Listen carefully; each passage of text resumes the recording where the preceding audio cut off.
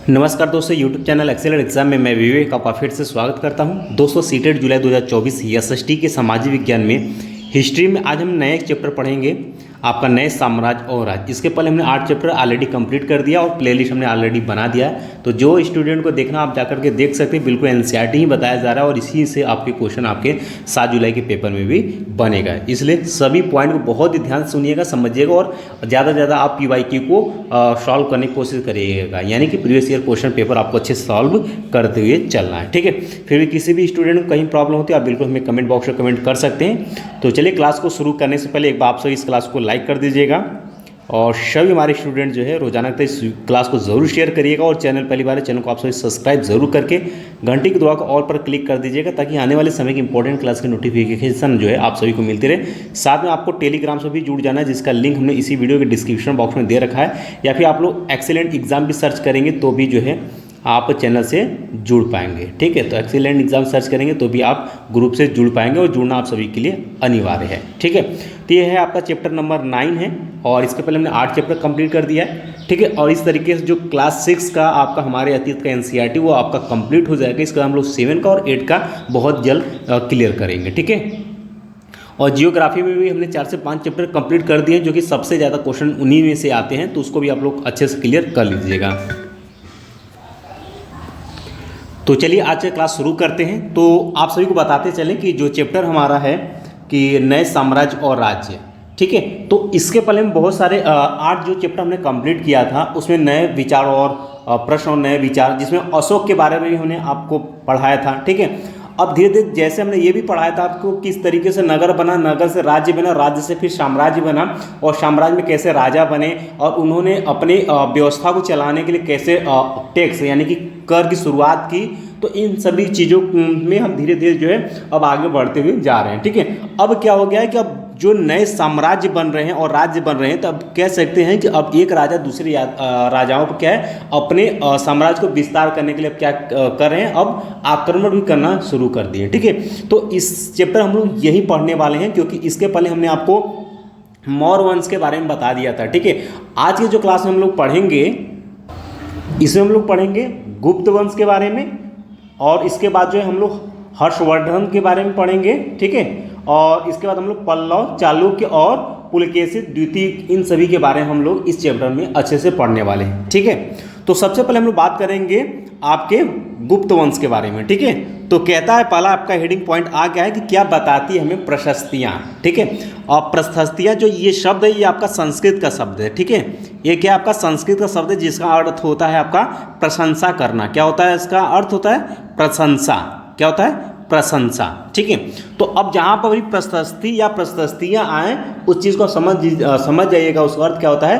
प्रशंसा से। ठीक है, चलिए, तो कहता है कि दरअसल अरविंद जो है वो गुप्त वंश के प्रसिद्ध राजा जो है समुद्रगुप्त की भूमिका अदा करने जा रहा था। आगे कहता है कि समुद्रगुप्त के बारे में हमें इलाहाबाद के अशोक स्तंभ पर खुदे एक लंबे अभिलेख से पता चलता है। इसकी रचना समुद्रगुप्त के दरबार में कवि व मंत्री रहे हरिसेन, ये नाम याद रखिएगा कि समुद्रगुप्त के जो दरबार में कौन थे, वो मंत्री भी रहे और कवि थे, हरिसेन द्वारा एक काव्य के रूप में की गई थी इनकी रचना। ठीक है, इनके बारे में आगे इसी में कहता है कि यह एक विशेष किस्म का अभिलेख है, यानी जो आपकी प्रशस्तियां हैं जो लिखी गई हैं वह एक प्रकार की एक विशेष प्रकार यह एक विशेष किस्म का अभिलेख है जिसे हम लोग क्या बोलते हैं? प्रशस्ति बोलते हैं। यह एक संस्कृत शब्द है, ये शब्द याद रखिएगा, ये सीटेट में पूछ सकता है। ठीक है, तो जिसे हम लोग प्रशस्ति कहते हैं और ये संस्कृत शब्द है जिसका अर्थ होता है आपका प्रशंसा।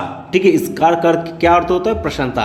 तो जहाँ पर भी इस चैप्टर में प्रशस्ति या प्रशस्तियाँ आ जाए तो उसका अर्थ आप समझिएगा प्रशंसा की बात हो रही है। ठीक है, तो यहीं से ध्यान सुनिएगा, यहीं से जो है आपका प्रशस्तियाँ लिखने का प्रचलन था, यानी कि यही प्रशस्तियाँ लिखने का प्रचलन पहले से भी जो था जो कि लिखा गया। आगे कहता परंतु गुप्त काल में इनका महत्व और भी बढ़ गया, यानी जो प्रशस्तियाँ पहले भी तो लिखी जाती थी लेकिन उतना उसका हम कह सकते हैं कि महत्व तो नहीं था, लेकिन गुप्त काल में जो है इसका महत्व तो पहले से भी ज़्यादा बढ़ गया। अब इसी में जो है आपके गुप्त वंश में ही समुद्रगुप्त आ जाती है। तो आइए बात कर लेते हैं अब समुद्रगुप्त की प्रशस्ति, यानी कि समुद्रगुप्त की क्या हो गया आपका? प्रशंसा। क्या हो गया? प्रशंसा। ठीक, अब इस तरीके से समझेंगे तो आपको और भी आसान से लगेगा। तो चलिए, कहता है कि समुद्रगुप्त की प्रशस्ति यानी कि प्रशंसा हमें ये क्या बताती है कि कवि ने इसमें राजा की एक योद्धा, युद्धों को जीतने वाले राजा, विद्वान तथा एक विशिष्ट कवि के रूप में भरपूर प्रशंसा की है। यहाँ तक कि उसे ईश्वर के बराबर बताया गया है कि इसको समुद्रगुप्त को, और कहता है प्रशस्ति में लंबे लंबे वाक्य दिए गए हैं, यहाँ वैसे ही एक वाक्य का अंश आपको दिया गया है। तो ये आप स्क्रीनशॉट करके आप पढ़ लीजिएगा, ठीक है। योद्धा समुद्रगुप्त के बारे में कहा गया है कि जिनका शरीर जो युद्ध मैदान में कुठारों, कुल्हाड़ियों, तीरों, भालों, बर्छों, तलवारों, लोहों की गदाओं, नुकीलों तीरों तथा अन्य सैकड़ों हथियारों से लगे घावों के दाग से भरे होने के कारण अत्यंत सुंदर दिखाई देता है। तो इस काल में जितने भी राजा के दरबार में कवि हुए, सब कवि ने जो है राजा की क्या किया है, प्रशंसा किया हुआ है, ठीक है। अब हम लोग आगे बढ़ते हैं। कहता है कि अगर हम ये मानचित्र आप देख सकते हैं, मानचित्र 7 कहता है पृष्ठ संख्या 105 को गौर से आपको देखना है। कहता है कि एक क्षेत्र को हरे रंग से और कहता है रंगा गया, और कहता है कि पूर्वी समुद्र तट के साथ साथ एक क्रम में लाल बिंदु आपको दिखेंगे। उसी तरह कुछ क्षेत्र जो है बैगनी और नीले रंग के भी आपके मिलेंगे। अभी जैसे हम आपको ये चित्र दिखाते हैं ताकि चीज़ें और भी आपको बिल्कुल आसान दिखे, ताकि आपको समझने में लगे, ठीक है। ये आप फिगर देखिएगा, इसको थोड़ा सा हम स्टार्ट करते हैं, ठीक है। इस फिगर को आप, मानचित्र को आप देखिए। अब देखिए ये भारत का मैप है, तो इसमें देखिए जो ये हरे रंग का दिखाया गया है, ठीक। और एक आपका क्या है, पूर्वी तट पर जो है समुद्र के साथ साथ एक क्रम में लाल बिंदु ये दिखाया गया है, ठीक है। अब इसका अर्थ हम आप क्लियर करेंगे। और यहाँ पर जो है बैगनी कलर में आप ये एरिया आप देख सकते हैं, मैप में जो ये दिखाया गया है ये पूरा एरिया, ठीक है। और इसके बाद जो है आपका ये नीले कलर में, ठीक है। तो ये वाला आप एरिया देख सकते हैं, ठीक है। अभी जस्ट इसके बारे में आपको बहुत विस्तार में बताएंगे, ठीक है। तो कहता है कि यह मानचित्र एक प्रशस्ति में प्राप्त जानकारियों के आधार पर बनाया गया है। कहता है हरिशेर जो है, जो उनके राज्य के जो मंत्री और कवि रहे हैं, ठीक है, समुद्रगुप्त के, कहते हैं हरिशेर ने जो है 4 विभिन्न प्रकार के राजाओं और उनके प्रति समुद्रगुप्त की नीतियों का यहाँ पर वर्णन किया हुआ है। अब 4 ये नीतियाँ हम आपको बताते हुए और इसको समझाते हुए हम लोग आगे बढ़ेंगे, ताकि चीज़ें आपको बिल्कुल आसान लगे, ताकि जब सेटेड एग्जाम में क्वेश्चन बने तो आपसे बिल्कुल ना छूटने पाए, ठीक है। तो पहला पॉइंट ध्यान समझिएगा। कहता है कि मानचित्र में जो हरा वाला है, ये वाला पॉइंट, ये पूरा एरिया जो ये आपको दिख रहा है मानचित्र में, जो ये हरा वाला है, कहता है कि मानचित्र में हरे रंग का क्षेत्र जो है ये जो कन्नौज, प्रयाग, ठीक है, मथुरा, पाटलिपुत्र, नालंदा, ये इसको हम लोग क्या बोलेंगे, आर्यावर्त था। क्या था ये, आर्यावर्त है, ठीक है। तो कहता है कि मानचित्र में हरे रंग का क्षेत्र जो है वह क्या है आपका, आर्यावर्त के उन 9 शासकों का है जिन्हें समुद्रगुप्त ने हराकर उनके राज्यों को अपने राज्य में मिला लिया। तो ये आपके इसमें कितने राज्य थे, 9 राज्य थे, और 9 राज्य को समुद्रगुप्त ने जीत करके अपने राज्य में मिला लिया। इन 9 को क्या बोलते हैं, आर्यावर्त बोलते हैं, ठीक है। अब दूसरा पॉइंट इसमें कहता है कि इसके बाद दक्षिणापथ के 12 शासक आते हैं। दक्षिण पथ के ये देख सकते हैं, ये जो लाल बिंदु से है आपके, ये 12 शासक, यहाँ आप ध्यान समझिए, ये जो लाल बिंदु है ये आपके 12 शासक ये देख सकते हैं। तो कहता है कि इसके बाद दक्षिणापथ के जो 12 शासक आते हैं, इनमें से कुछ की राजधानियों को दिखाने के लिए हम लोग ये मानचित्र में जो लाल लाल बिंदु, ये छोटे छोटे राज्य थे, ठीक है, दिए गए। इन सब ने हार जाने पर समुद्रगुप्त के सामने समर्पण किया। ये जो 12 ये राज्य थे, ये समुद्रगुप्त से हार जाने के कारण ये इन्होंने क्या किया, आत्मसमर्पण किया। किसके सामने, समुद्रगुप्त के सामने, ठीक है। तो समुद्रगुप्त ने उन्हें फिर से शासन करने की अनुमति दे दी, ठीक है। यानी कि अगर उन्होंने आत्मसमर्पण कर दिया तो यानी कि आप कह सकते हैं एक तरीके से कि वह समुद्रगुप्त के शासन के अंतर्गत ही चलता रहा, ठीक है। और इसका तीसरा पॉइंट कहता है कि पड़ोसी देशों का आंतरिक घेरा बैगनी रंग से रंगा गया है, ठीक है। तो बैगनी रंग आप यहाँ पर देख सकते हैं, ये जो आंतरिक घेरा है ये देख पा रहे होंगे, ठीक है। आंतरिक जो इनके राज्य थे ये बैगनी कलर में, ये पूरा एरिया, ठीक है, ये आप देख पा रहे होंगे, ये पूरा एरिया जो था। तो कहता है कि पड़ोसी देश का आंतरिक घेरा यानी बैगनी रंग से रंगा गया है। इसमें आपके क्या क्या आ जाते हैं, आपके इसमें आपका असम आ जाएगा, ठीक है। कहता है कि इसमें जो है आपका कौन कौन सा था भाई, असम, तटीय बंगाल क्षेत्र, ये देख सकते हैं बंगाल भी था इसी में, बंगाल, नेपाल यहाँ पर है, ये देख सकते हैं नेपाल भी था इसमें।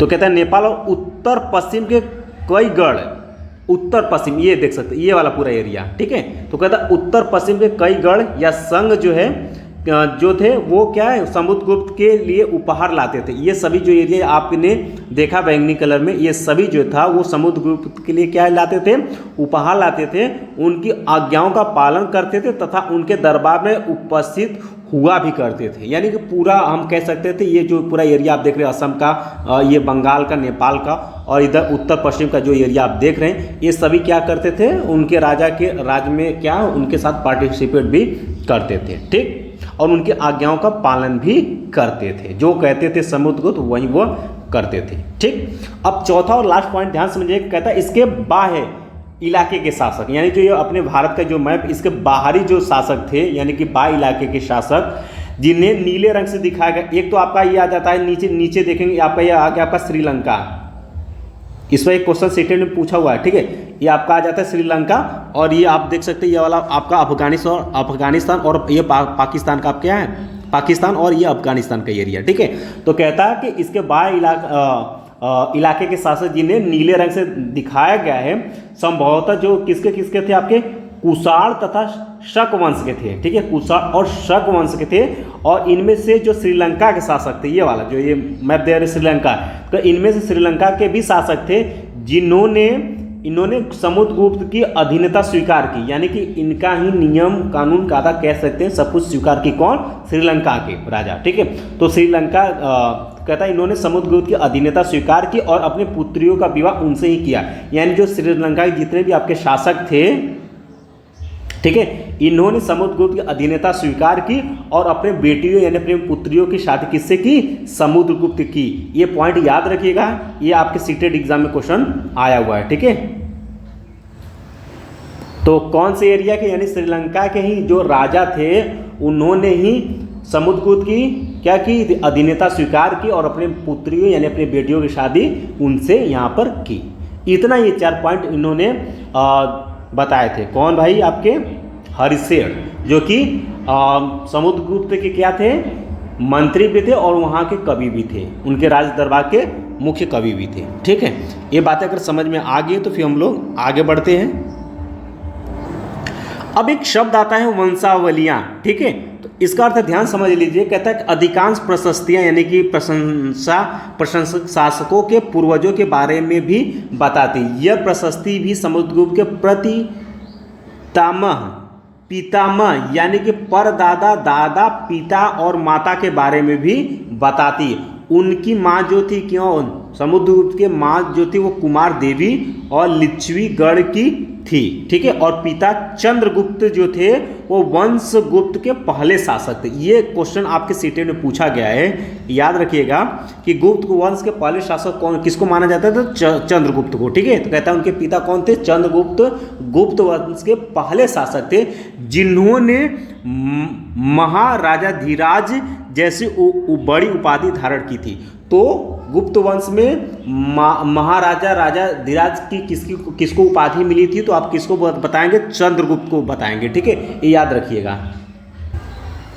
समुद्रगुप्त ने भी यह उपाधि धारण की। उनके दादा और परदादा का महाराजा के रूप में उल्लेख है, यानी कि इनके जो दादा और परदादा थे उनके महाराजा के रूप में भी उल्लेख मिलता है।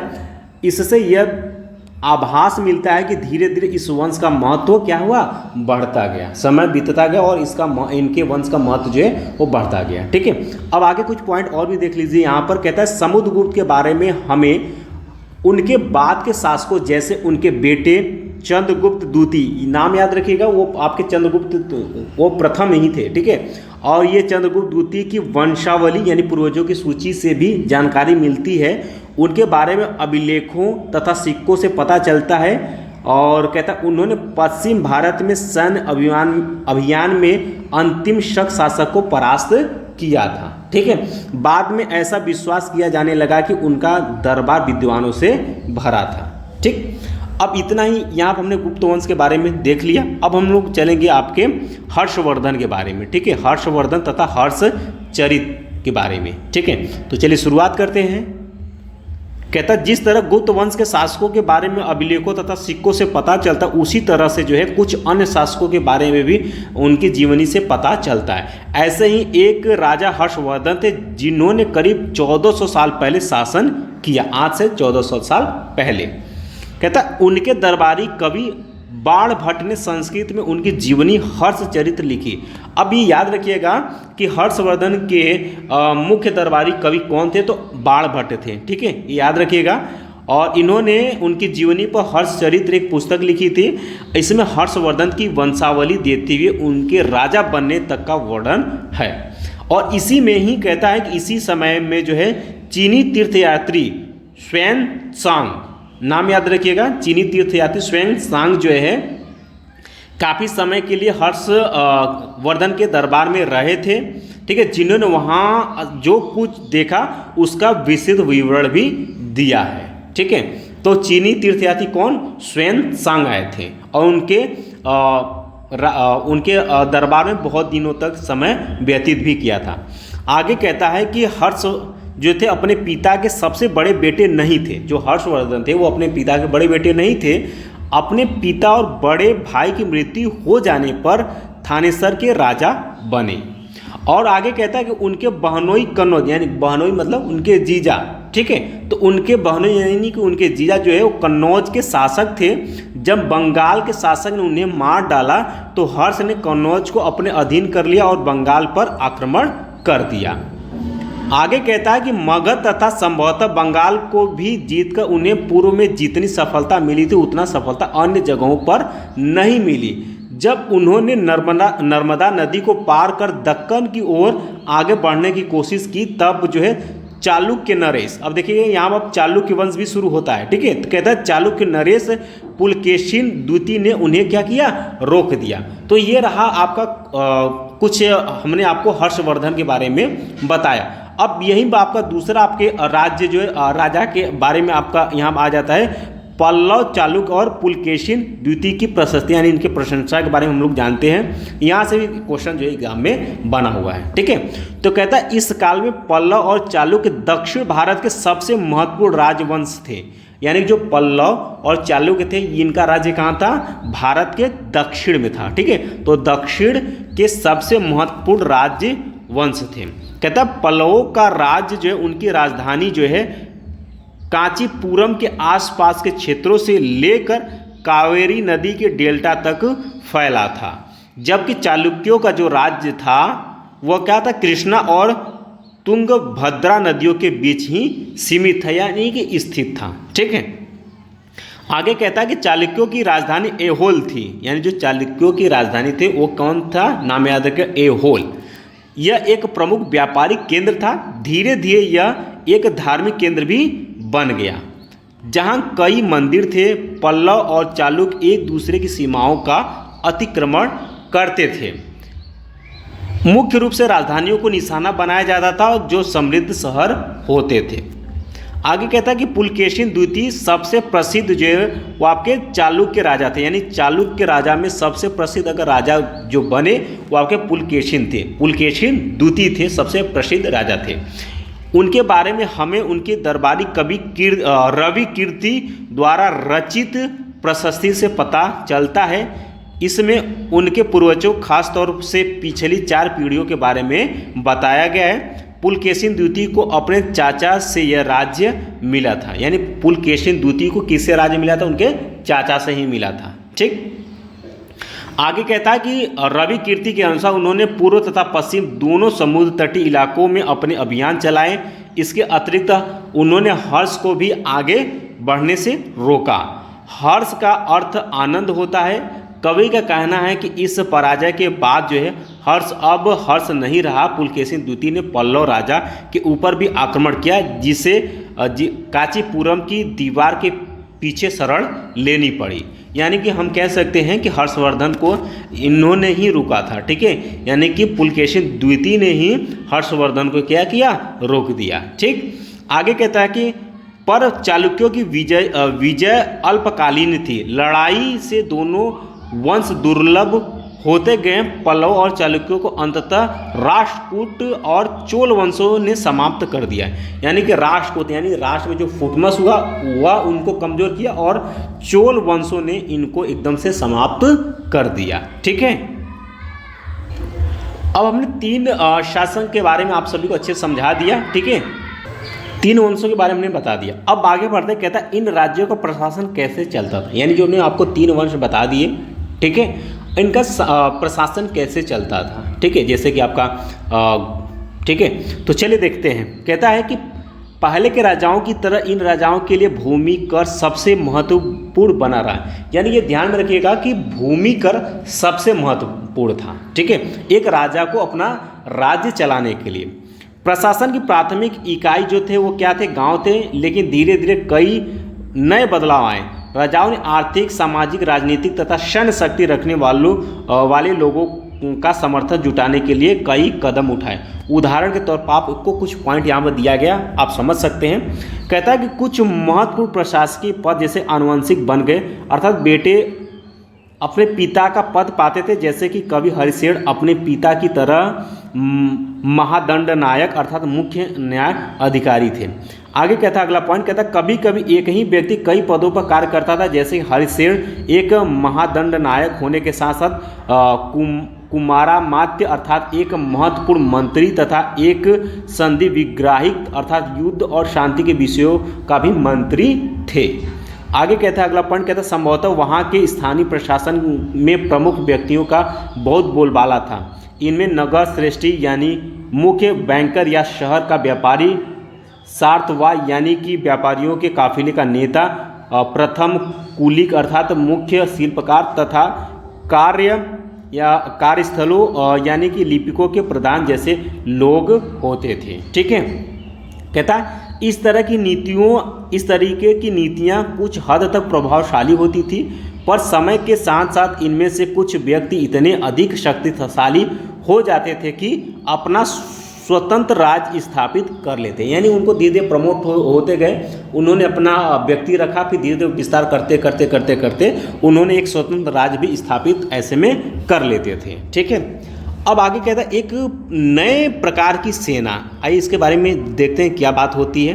कहता है कि कुछ राजा अभी भी पुराने राजाओं की तरह एक सुसंगठित सेना रखते थे, जिनमें हाथी, रथ, घुड़सवार और पैदल सिपाही होते थे।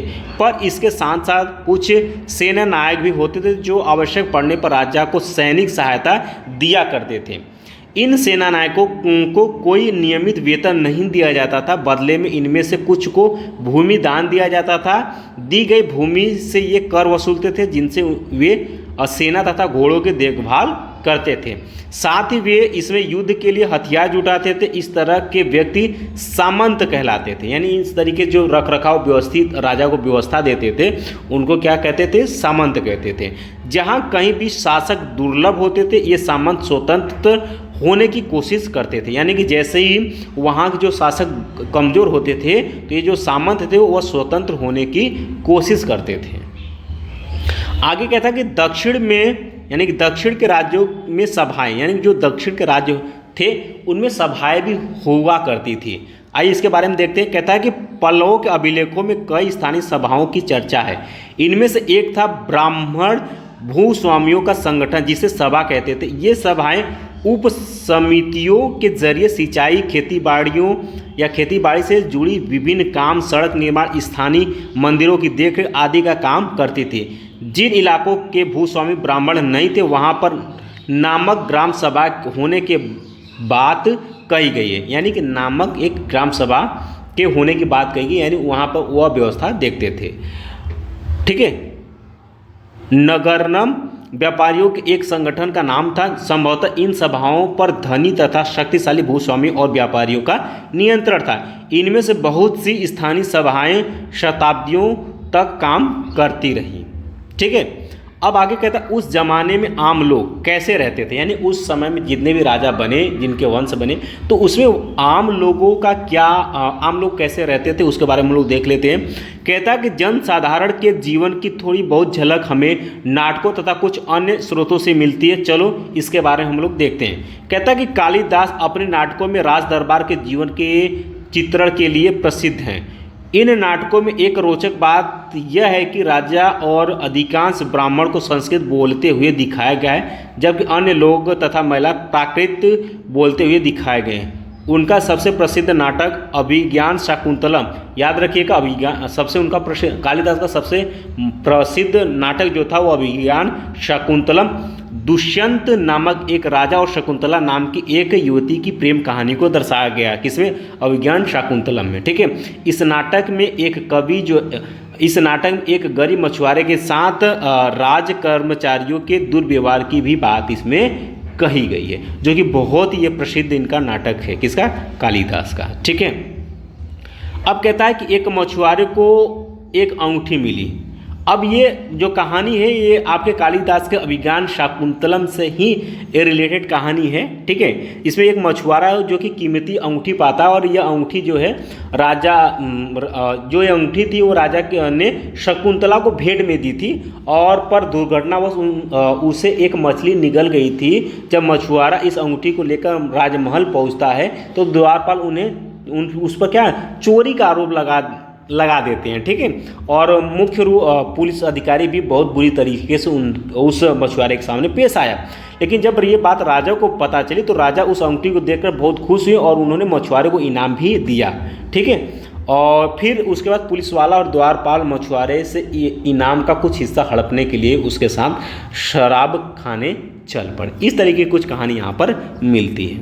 ठीक है। आगे हम इसी शासनकाल के बारे में कुछ और भी बात कर लेते हैं। कहता है कि चीनी तीर्थयात्री फाशियन, याद रखिएगा, फाशियन का ध्यान उन लोगों की दुर्गति पर भी गया जिन्हें ऊंचे और शक्तिशाली लोग अछूत मानते थे। इन्हें शहरों के बाहर रहना पड़ता था। वे लिखते हैं, अगर इन लोगों को शहर या बाजार के भीतर आना होता था तो सभी को आगाह करने के लिए ये लकड़ी के एक टुकड़े पर चोट करते रहते थे। यह आवाज़ सुनकर लोग सतर्क होकर अपने को छू जाने या किसी प्रकार के संपर्क से बचते थे या बचाते थे। ठीक है। कहता है कि एक जगह बाण भट्ट द्वारा अभियान पर निकली राजा की सेना का बड़ा सजीव और चित्रण किया गया। किसके द्वारा? बाण भट्ट के द्वारा। अब ये राजा की सेना है। अब ये स्क्रीनशॉट आप लोग ले करके आप इसको पढ़ सकते हैं। ठीक है। कहता है कि राजा की सेना कैसे चलते थे, यानी कि जब वो कोई राजा जो अपना सेना लेकर के जो है यात्रा करने निकलता था तो कहता है कि राजा बड़ी मात्रा में साजो सामान लेकर यात्रा करते थे। इनमें हथियारों के अतिरिक्त रोजमर्रा के उपयोग आने वाली चीज़ें जैसे बर्तन, ठीक है, जिसमें सोने के पायदान भी शामिल थे, खाने पीने के सामान, बकरी, हिरण, खरगोश, सब्जियां, मसाले आदि विभिन्न प्रकार की चीज़ें शामिल होती थी। ये सारी चीज़ें ठेले गाड़ियों पर या ऊँटों, हाथियों पर जैसे सामान ढोने वाले जानवरों की पीठ पर लाद कर ले जाई जाती थी। इस विशाल सेना के साथ साथ संगीतकार नगाड़े, बिगुल और तुरई बजाते हुए चलते थे। रास्ते में पड़ने वाले गाँव वालों को उनका सत्कार करना पड़ता था, यानी उनका सेवा पानी उस राजा को करना पड़ता था, राजा का करना पड़ता था। वे दही, गुड़ तथा फूलों का उपहार लाते थे तथा जानवरों को चारा भी देते थे। ये सभी जिम्मेदारी वहाँ पर रास्ते में पड़ने वाले गांव की होती थी। वे राजा से भी मिलना चाहते थे ताकि अपनी शिकायत या अनुरोध उनके सम्मुख रख सके, पर ये सेनाएं अपने पीछे विनाश और विध्वंस की निशानी छोड़ जाती थी। अक्सर गांव वालों की झोपड़ियां हाथी कुचल डालते थे और व्यापारियों के काफिलों में जूते बैग इस हलचल भरे माहौल से डरकर भाग खड़े होते थे। बाण भट्ट लिखते, पूरी दुनिया धूल के गर्त में उस समय डूब जाती थी, क्योंकि कच्चा ही मिट्टी की रोड रास्ते हुआ करते थे। ठीक है। और ये अन्यत्र लिखा गया, इसका स्क्रीनशॉट लेकर के आप लोग पढ़ लीजिएगा और इस तरीके से आपका ये पूरा चैप्टर समाप्त तो हो जाता है। बाकी इस चैप्टर में एक ही चैप्टर आपका बच गया है, उसको हम लोग बहुत ही जल्द जो है क्लियर कर लेंगे। ठीक है। इसके बाद जो है आपका कक्षा 6 का जो भी NCERT है वो आपका जो है पूरी तरीके से आपका समाप्त हो जाएगा। यानी कि अगला जो चैप्टर हम लोग पढ़ेंगे, चैप्टर नंबर 10 है इमारतें, चित्र तथा किताब। इससे सीटेट में 1 या 2 क्वेश्चन बनता है, इसके लिए आप लोग तैयार रहिएगा। ठीक है। तो चलते चलते इस क्लास को आप लोग लाइक कर दीजिएगा, शेयर जरूर करिएगा, चैनल पहली बार चैनल को सब्सक्राइब कर लीजिएगा। टेलीग्राम पर एक्सीलेंट एग्जाम सर्च करेंगे तो ग्रुप से भी जुड़ जाइएगा। ठीक है। बाकी मिलते हैं नेक्स्ट क्लास में, तब तक के लिए जय हिंद, जय भारत।